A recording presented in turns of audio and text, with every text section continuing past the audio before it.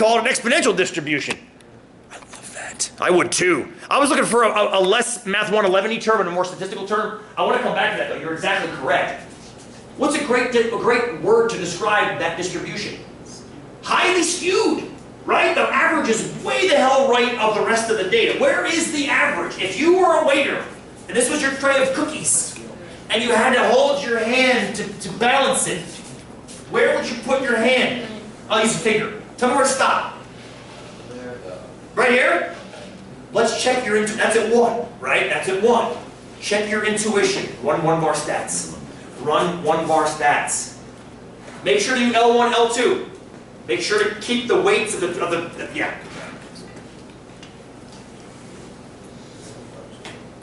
Boom!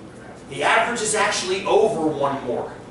Why is now the median is right there, or excuse me, the median's at 2, the Q1's at 1. The average though, to the right. Why is the average to the right? Why is the average to the right? What's pulling the average? Your outliers, the tail. Remember, the average chases that. It wants to be with the outliers, with those extreme values, yes? So it needs to be out here. Your average, your experimental average is right around 2. Exactly. We'll put that over here. Your experimental average is right around 2. Ignore the standard deviation.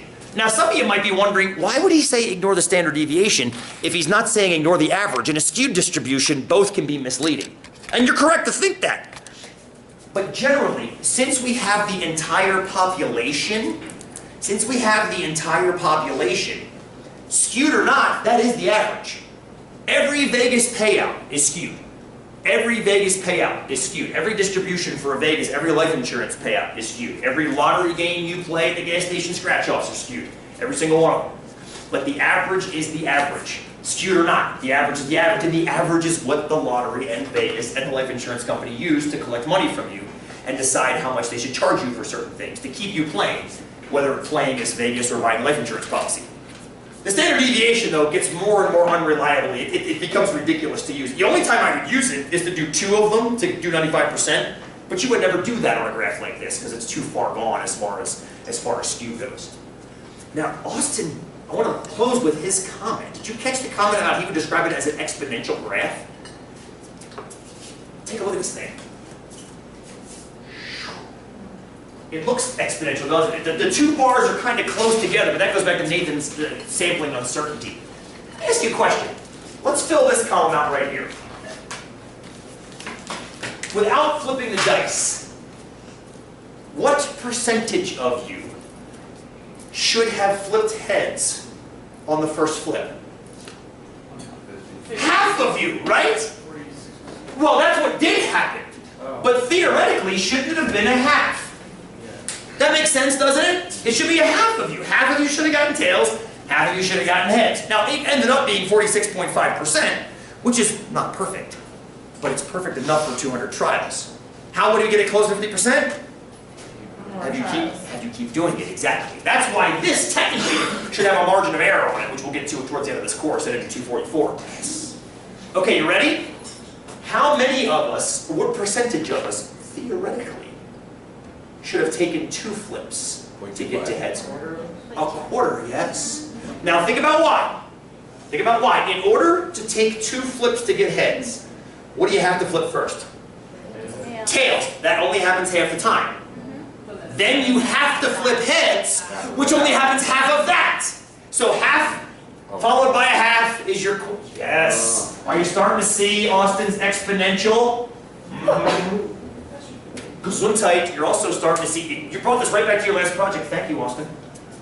How about 3 flips? 125. Wouldn't it be 0.125, 12.5%? Because you have to flip tails first, that happens half the time. Then you have to flip tails second, half the time again. Then you have to flip heads, half the time again. It's half every step of the way. So that becomes 1/2 cubed, which is 0.125. So technically speaking, these are just going to keep getting smaller by a half all the way down. Because it's twice more difficult to stretch the flip on, because you have to control the flip exactly. You have to get tails, have to get tails, have to get tails, ending with heads. That's half likely each step of the way. So this is going to be 1/2 to the 4th power and so forth and so on. Oh, not 006, just 0625, I think. Yeah. And it's going to keep on stretching. And theoretically speaking, this goes on forever, doesn't it? This does not stop at 9. It can go to 10, 11, 12, 13, 14, 15.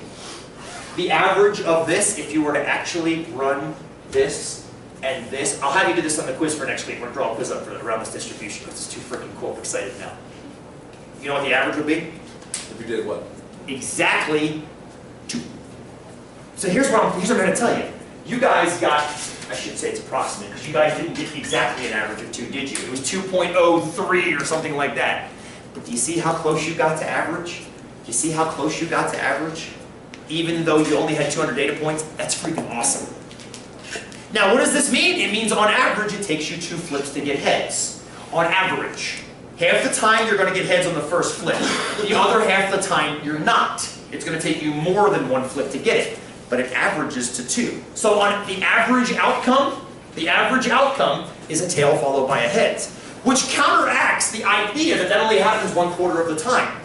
But that's why it's a weighted average. Most of the time, or I should say half the time, it takes 1 flip. But the other half that adds up down here averages out to 1 flip itself, put together makes 2. So that means on average, you guys should have done how many flips in total? 20, right? You saw, on average it takes you 2 flips per. You saw 10 heads. You should have also seen on average 10 tails. Does anybody have that number in front of them right now? Rory, did you get about 10? You got 10. You got the average. Exactly. How many of you guys were, I don't know if you kept track of this. How many total flips did it take? 18. 21, 18? 26. 26? Mine was 20. Yours was 20. I'm not disavowing you, Rory. I think it's freaking fantastic. 20. Anybody get like 35? No. Richie, what was yours?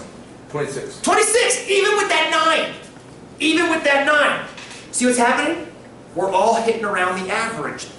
We're guaranteed. What'd you get about? 14. 14 under average. Has to happen, but that 14 and that 26, averages out to 20, doesn't it? Right? That's what's interesting about it. This stuff all average, the average. Now sometimes the average doesn't matter. Sometimes the individual data point matters. Like you're in Vegas, you're sweating. You're Benicio del Toro on Snatch. You're gonna roll those dice. The average doesn't matter. You're either going to win or you're going to lose. It just gives you a measure of long-term what's going to happen to you. So when you're standing on Deal or No Deal with Howie Mandel and the shaved head, and the audience is screaming, "Keep playing! Keep playing!" You might want to take a step back and ask yourself, how likely is it that I'm going to win if I keep playing? This is a tool to let you do that. Make a quiz around that too, maybe. That'd be fun. This is the most important idea of the term, in my opinion. This applies to your life.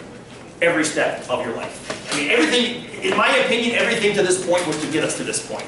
And now we just kind of finish the term out with it. So, my opinion, keep it or not, it's fine too.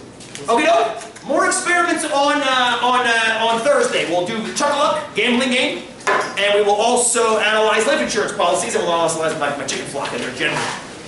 Okay, no, have a good time. Looks like the sun is out. It stopped raining. How likely?